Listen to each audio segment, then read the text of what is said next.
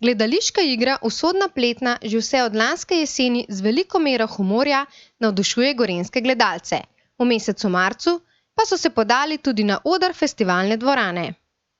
Mlada igralska zasedba si je želela, da bi v Zasipu zopet obudili gledališko dejavnost in tako je nastala ideja o Usodni pletni. Ja, ideja je tako prišla iznenada, oziroma prvo se je pojavila želja potem, da bi začeli z gledališko dejavnostjo v Zasipu, da bi mladi se dobivali pa igrali in pa smo mogli hitro nekaj na razpis prijaviti in pol je tako iznenada prišla ideja Usodna pletna, pletnarji,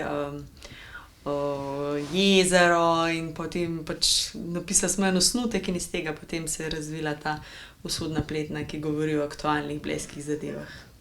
Proces od ideje do uresničitve je trajal skoraj 1 leto.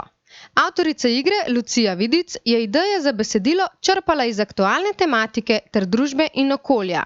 Tudi veliko je poudarjen ta pohlep, pa potem, da se pač Slovenci zelo radi kažemo s tem, kaj imamo in bi podirali vse zidove, samo da bi dosegli to, kar hočemo. No, mislim, da je eno. Jaz mislim, da smo predstavili družbeno kritične probleme. No. Gledališka igra govori o nesrečni ljubezni med Pletnarjevo hčerko Meto in Lovrom iz Gorij. Starši jima ne dovolijo, da se vzameta, zato mora Meta vzeti fanta iz bogate ljubljanske družine, čeprav se ne ljubita. Na poročni dan se s Pletno odpravijo na otok, tam pa se dogodivščine šele pričnejo. Prepovedana ljubezen je zmeraj bolj zanimiva, kakor pa enostavna, pa za na oder je to bolj fajn prikazati, pa več imaš te dinamike.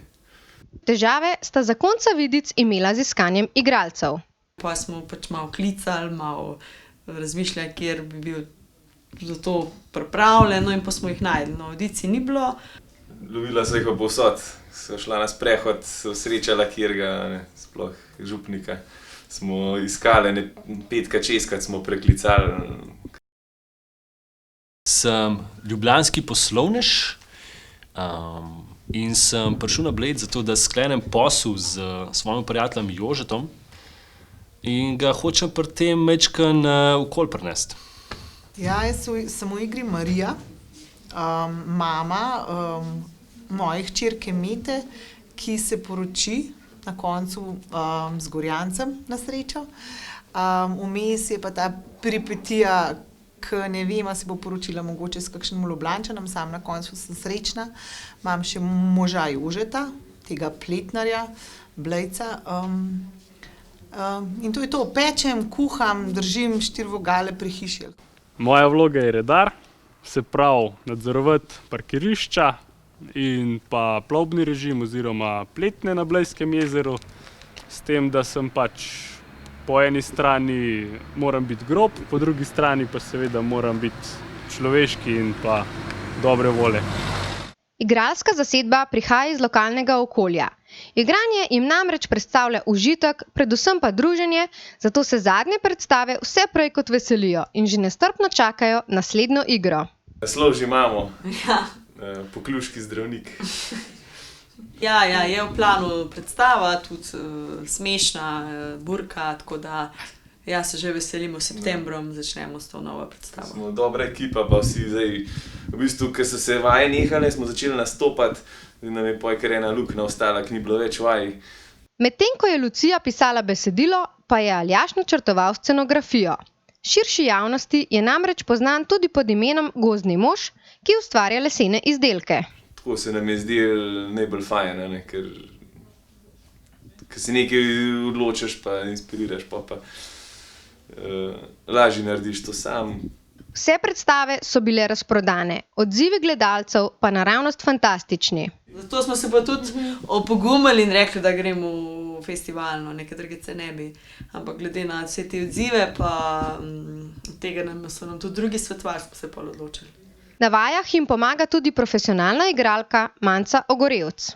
Sem z veseljem na povabilo zasipljanske kulturne skupine prišla na zdaj že drugo vajo, da morda malo stvari uredimo, se pogovorimo glede likov, morda uredimo še nekaj mizanscen, ritmov, tempov. Igralci po večini skrbijo, da v dvorani odmeva smeh. Na predstavi v Gorjah pa so eno izmed gledalk hudo prestrašili. Ja, en najbolj zabavnih delov igre je na začetku drugega prizora, ko v dvorano pride redar, ki tudi dejansko na Bledu upravlja to službo. In ukara pač neznanega voznika, da kako je lahko parkiral na prostoru za invalide ali pa na intervencijsko pot. In na presenečenje smo mi pogruntali, da ga sploh ne dojamejo kot igralca. In dejansko so kar malo ogorčeni, kva redar, sred predstave si dovolj pač prideti. Pove registrsko, ponavadi se pa je ta oseba jav. V glavnem bila je anekdota v Gorjah, ki je šla gospa ven avto prestaviti, kljub temu, da je že povedal, da je pač kazen ustaja, da jo ne bo preklical. In kda kazen poje še pletni na odru, se začne občinstvo hihitati pa dojame, da je to fora. In takrat se po moje tudi ta prelom, da se tudi občinstvo sprosti pa se zabava poje naprej. Kaj pa je čisto zadnja misel, preden igralci stopijo na oder? To je pa res težko vprašanje. Se mi zdi, da je toliko. A bomo šli na pomfri, kaj bo konc? Gašper, se bo šlo, brez treme pojdi na oder. Nimaš za zmrzniti, pa samo odigrati, koliko se zagre. Predno stopim na oder, ponavadi svojega moža v igri, vprašam, kaj že moram reči, vedno imam skrb, da ne bom vedela, kaj moram reči, sam ko pridem na oder, ponavadi vedno vem, kaj moram reči.